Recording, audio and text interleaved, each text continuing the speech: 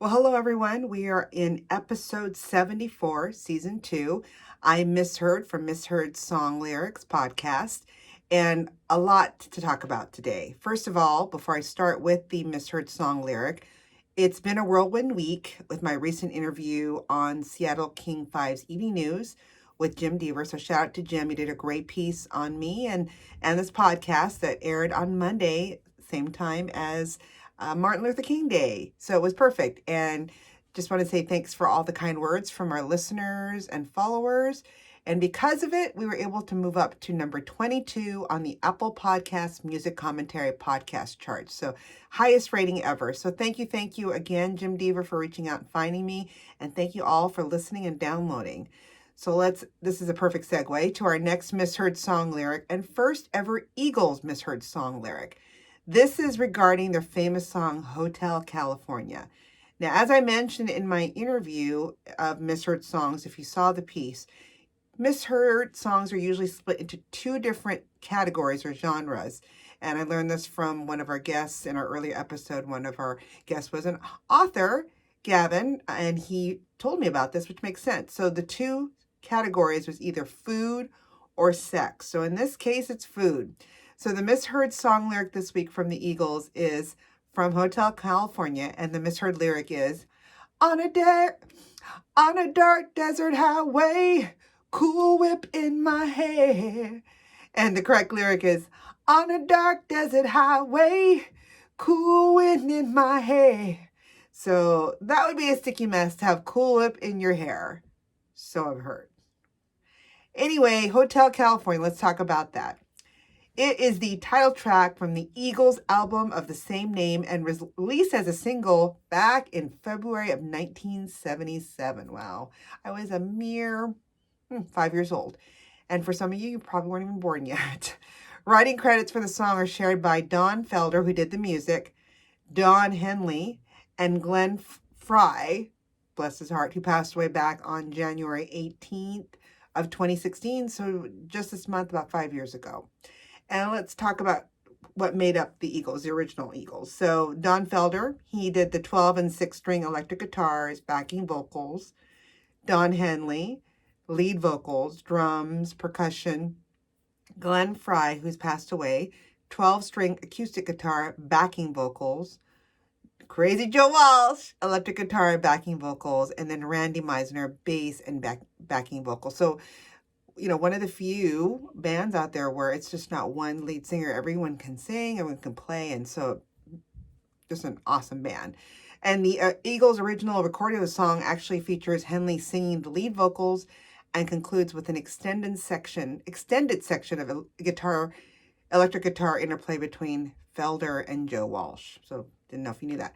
First, did you know Eagles also have performed Hotel California about, at this time, 1,038 times live, the third most out of all their songs after Desperado, and Take It Easy. So highly played, well known, and it's probably added on to that 1,038 times since then.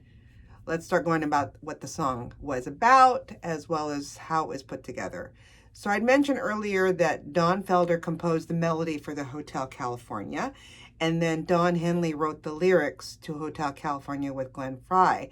Now, Glenn Frey actually provided the outline of Hotel California. Well, let me just segue in a bit, because I mentioned earlier that he did pass away, back in 2016, so 5 years ago this January. So prior to his death, I didn't know this, from about 2000, Glenn Frey had suffered from rheumatoid arthritis, which affected various joints of his body. And the medication that he was prescribed at the time to help control that led to colitis and pneumonia. Yikes. And then in November 2015, so a couple of months before he passed on, the Eagles announced that they were postponing their appearance at the Kennedy Center Honors because Frey had to require surgery for his intestinal problems and definitely needed, some time to recover. He never had the surgery due to, complications from the pneumonia, and was placed in a medically induced coma at Columbia University Medical Center. That's when he died on January 18, 2016, at the age of 67, very young, from complications of rheumatoid arthritis, acute ulceritis, colitis, and pneumonia. And that was a terrible year, 2016, because personally, my mom had died on that same year, probably a week or two before him on January. And I think days before her, David Bowie had passed on, as well as Natalie Cole. So it was a terrible year of deaths. And what happened was the medications for the rheumatoid arthritis or ulcerative colitis compromises immune system, so his ability to fight off pneumonia. Pneumonia is what did him in. And part of the segue is just interesting is, I'm going down these rabbit holes. In January 2018, Glenn Frey's widow filed a suit against Mount Sinai Hospital and the gastroenterologist, Dr. Stephen Itzkowitz for the wrongful death of Frey. Now, the interesting thing is I searched and I couldn't find anything regarding the outcome of the suit. Like, had it had some kind of outcome? Did she get the money?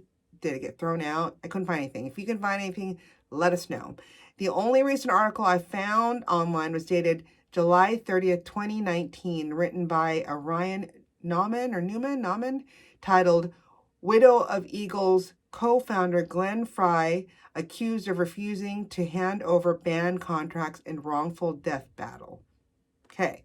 And per the article, it states, quote unquote, in newly filed documents, Mount Sinai Hospital and Dr. Stephen Itzkowitz pointed out Cindy is trying to get damages for lost earnings relating to performance fees and income derived from merchandise. They have demanded documents between Glenn and the Eagles to see what his cut is for concert and music profits. Makes sense. The hospital and doctor want to see the contract before the case can move forward. The defendants claim Cindy has failed to hand over the information despite being served. And in the last part of the actual article, it says Itzkowitz have denied all allegations of wrongdoing. They moved to have the lawsuit dismissed, claiming that the injuries of the plaintiff were caused in whole or in part of the culpable conduct of the plaintiff. So nothing I could find, like I said, of whatever happened to that lawsuit, if it's still pending or not. I'm assuming so. The only thing I could find was some court papers that showed she was trying to block sharing that information of what he was making at the time, which I can understand, being that doctor and the hospital, they're like, okay, well, show us how much he was making, because your claim primarily was based on, because of his death, he wasn't going to make those monies. So interesting times. So back to the song. The demo of the instrumental or melody was made by Don Felder. And at the time, I guess he was renting a house in Malibu Beach. So probably back in the 70s, not so bad as it is now. So back in the time, it probably wasn't so bad and expensive it is now. He recorded the basic tracks with what they call a Rhythm Ace drum machine and added a 12-string guitar on the 4-track recording deck. So for some of you music gurus and music nerds, you're geeking out right now. In the spare bedroom, then mixed in the bass line. And then he gave Don Henley and Glenn Frey each copy of the recording. So the story with Felder is he met the Eagles through his high school bandmate named Bernie Ledon, and said that Ledon advised him to make tapes of the songs he wrote for the band. So when other band members like Henley, whose forte is in writing lyrics, I'm the same way, I love to write lyrics, might work with him on finishing the songs they like. So that's why he'd give them the demo tape and they work from there. Second, did you know too, is the demos that Mr. Don Felder made were always instrumental, and on every album project, he would submit 15 or 16 ideas. It's a lot of demos. The demo he made for Hotel California showed influences of some Latin, some reggae influence, and it grabbed the attention of Don Henley, who said he liked the song, and he said it sounded like a quote-unquote Mexican reggae or bolero, which gave the song its first working title. It was supposed to be called originally Mexican Reggae. Hey, before Hotel California. Then Frey and Henley were both interested in the tune and hearing the demo and discussed the concept for the lyrics. And then 2008, Felder described the writing the lyrics. This is a quote that Don Felder shared about once he gave the music, Henley and Frey loved it, how they're going to put this together. So here's the quote. Don Henley and Glenn wrote most of the words. All of us kind of drove into LA at night. Nobody was from California. And if you drive into LA at night, you can just see this glow on the horizon of lights and the images that start running through your head of Hollywood and all the dreams that you have. And so it was kind of that. What we were starting was writing a song about. Henley decided on the theme of Hotel California, noting the Beverly Hills Hotel has become a literal and symbolic focal point of their lives at the time. Henley said their personal and professional experience in LA. We were getting an extensive education in life and love in business. Beverly Hills was still a mythical place to us. In that sense, let's see, it became something of a symbol and the hotel, the locus of all that LA had come to mean for us. In a sentence, I'd sum it up as the end of the Innocence round one. Then Fry came up with the cinematic scenario of a person who, tired from driving a long distance in a desert with Cool Whip in his hair, no, just kidding, saw a place for rest and pulled in for the night, but entered a weird world peopled by freaky characters and became quickly spooked by the claustrophobic feeling of being caught in this disturbing web from which he may never escape. Back in an interview with Cameron Crowe, Fry said that he and Henley wanted the song to open like an episode of The Twilight Zone and added, quote unquote, we take this guy and make him like a character in The Magus, where every time he walks through a door, there's a new version of reality. We wanted to write a song just like it was a movie. Fry described the song in an interview with NBC's Bob Costas as a cinematic montage. Just one shot to the next. A picture of a guy on the highway and a picture of a hotel. The guy walks in. The door opens. Strange people. Fry continued, we decided to create something strange just to see if we could do it. Henley then wrote most of the lyrics based on Fry's idea and sought inspiration for the writing by driving out in the desert as well as from films and theater. So that was where he kind of got the idea of the writing of it. And then part of the lyrics, it's so interesting. There's so much stuff on this, such as, quote unquote, her mind is Tiffany twisted. She got the Mercedes Benz. She got a lot of pretty, pretty boys she calls friends, are based on Henley's breakup with his girlfriend, Lori Rodkin. All right, Lori, if you're out there, please reach out to us. We'd love to hear your say on this. According to Fry's liner notes for the very best of, the use of the word steely in the lyric, they stab it with their steely knives, but they just can't kill the beast, was a playful nod to the band Steely Dan, who had included the lyric, turn up the Eagles, the neighbors are listening, in their song Everything You Did. And then Fry had also said that the writing of the song was inspired by the boldness of Steely Dan's lyrics and its willingness to go out there, and thought that the song they wrote had achieved perfect ambiguity. Wow, it's a lot going on there. So let's just talk now more about the recordings. So the Eagles recorded the track with Don Henley on lead vocal 3 different times, twice at the record plant in Los Angeles, and finally at the Criteria Studios in Miami. So wow, from West Coast to East Coast. They first recorded a riff, but when it came to recording the vocal, it was found to be too high a key for Henley's voice. So Felder progressed, lowering the key from E minor, eventually settling on B minor. Okay. The second recording, however, was judged too fast. In Miami, the band fine-tuned the instrumentation and lyrics and recorded numerous takes. So 5 or best ones were selected, and the best parts were then spliced together to create the released version. Because remember, back in the 70s, nothing was on computer and you can just do copy, paste, cut. It was physically splicing of tape. So very arduous. And according to producer Bill, okay, I'm going to butcher your name, Bill, Smisik, there were 33 edits on the 2-inch master, so a lot of edits. The final section featured a guitar battle between Crazy Joe Walsh, who had replaced Bernie Leadon after Leadon's departure from the band in 1975, and then Felder, which took the two of them sitting together working for around 3 days to achieve the necessary precision. Walsh and Felder finally started improvising, but Henley insisted that the recording should follow the music as first recorded in Felder's demo. So he wanted to keep the pristineness of the original demo. And back in a 2009 interview, the Plain Dealer music critic John Soder asked Henley if he regretted writing the line, so I called up the captain, please bring me some wine. Bring me my wine. He said, we haven't had that spirit here since 1969 because wines are fermented while spirits are distilled, Henley responded. Okay, for all you spirits and wine aficionados.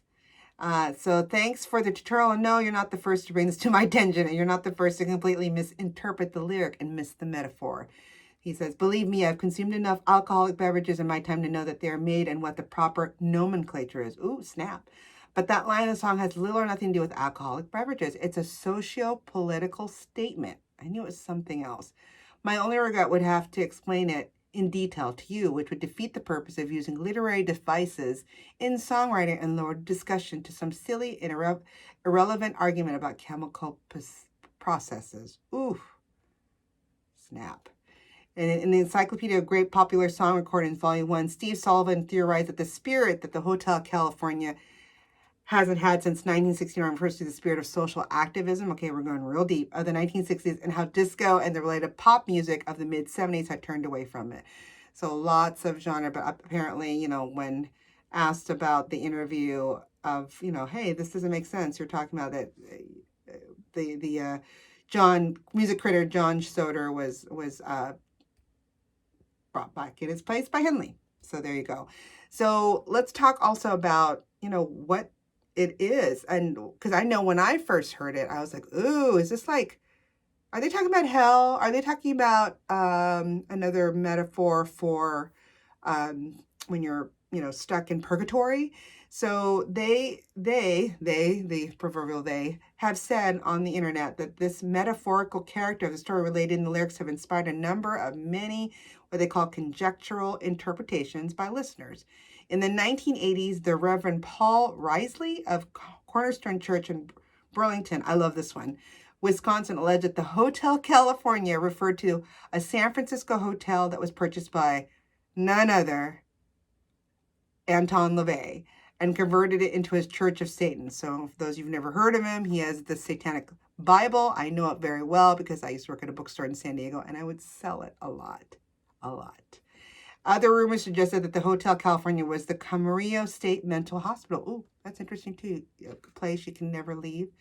And then let's talk about colitas. What is that? Because it's the next line right after our Misheard song line. So the term colitas in the first stanza, warm smell of colitas rising up through the air. It's been interpreted as a sexual slang. I've heard that as or as a reference to marijuana. I didn't know about the marijuana thing. Colitas means little tails in Spanish, and Mexican slang refers to buds of the cannabis or marijuana plant. And according to Glenn Fry, the warm smell is colitas. It means little tails, the very top of the plant. The Eagles manager Irving Azoff appears to lend support to the marijuana hypotheses. However, Felder says the colitas is a part of the plant that grows in the desert, that blooms at night, and is very pungent, almost funky smell. So Don Henley came up with a lot of the lyrics for that song, and he came up with colitas. I thought that was interesting. So lots of conjectures out there, and one of the other inspirations or interpretations of the song include heroin addiction, cannibalism. On the various interpretations, Henley says some of the wild interpretations of that song have been amazing. It was really about the excesses of American culture and certain girls we knew, but it was also about the uneasy balance between art and commerce. I love it. I mean, are you guys learning? I'm learning a lot. It's not just about Cool Whip in your hair. So popular culture, although the Eagles were noted for their reluctance to license any of their songs, this song actually was in a number of films and television shows such as The Big Lebowski, the dude, performed by the Gypsy Kings, was a cover. In Ab Fab, did not know that, Absolutely Fabulous, and The Sopranos. I do know recently in 2015, the final scenes of the premiere episode of American Horror Story in Hotel in October of 2015, they did use this song. So that's for sure. Now back to chart performance. I thought it was interesting. You know, how did it do? Obviously, it did well. Hotel California entered the Billboard Hot 100 chart dated February 26, 1977, and topped the Hot 100 singles for 1 week in May 1977, and the band's fourth song to reach number 1 on that chart. Amazing. And it peaked at number 10 on the Easy Listening chart in April of 1977. Billboard ranked it number 19 on its 1977 Pop Singles Year-End chart. 3 months after its release, the single was certified gold by the Recording Industry Association of America, or the RIAA, representing 1 million copies shipped, meaning, you know, back then people were buying it. Remember, going to the store, driving, picking it up. And then in 2009, we're now in the download world. The song was further certified platinum digital sales award by the RIAA for sales of 1 million digital downloads and has sold over 3 million. So, you know, a lot of downloads and sales. And the accolades just keep coming. They won the 1977 Grammy Award for Record of the Year for Hotel California and the 20th Grammy Awards in 1978. I was a mere 6. The song is also rated highly in many rock lists and polls. In fact, Rolling Stones magazine ranked it number 49 on their list of the 500 greatest songs of all time. And, song guitar solo was also, ranked many times by many magazines of top, solos. And in fact, one Guitarist magazine in 1998 ranked it 8th on the Guitar magazine's top 100 guitar solos. And for those that remember, because we had it when it was really popular, no longer have this, but the song was also included in the music video game Guitar Hero World Tour. So if you have that still, you can play it. So again, many accolades, and just it's so interesting about all that of what people thought it was, what it is about. The passing of Glenn Frey, who was an amazing not only singer, performer, but also actor. But also some interesting things about film adaptation. So before we end here, apparently this song was going to be a film. So Rolling Stones, a producer by that time, she's no longer with us as well. She's since passed in 2002. Julia Phillips, she produced Taxi Driver and Close Encounter of the Third Kind, was interested in shooting a movie about the song. And just a little bit about her. I remember her because, again, I worked at a bookstore I just mentioned earlier in the 90s. In 1972, she actually, along with her husband, Michael Phillips, and producer Tony Bill, commissioned David S. Ward to write the screenplay of this movie called The Sting for about $3,500 in 1973. Well, lo and behold, The Sting won the Academy Award for Best Picture and made Phillips the first woman to win an Oscar as a producer. And she also became famous back in 91 because at that same bookstore in San Diego, we sold tons of her memoir at that time called You'll Never Eat Lunch in This Town Again, which Phillips wrote that the band members were difficult to deal with. The Eagles, I'm talking about, and arrogant.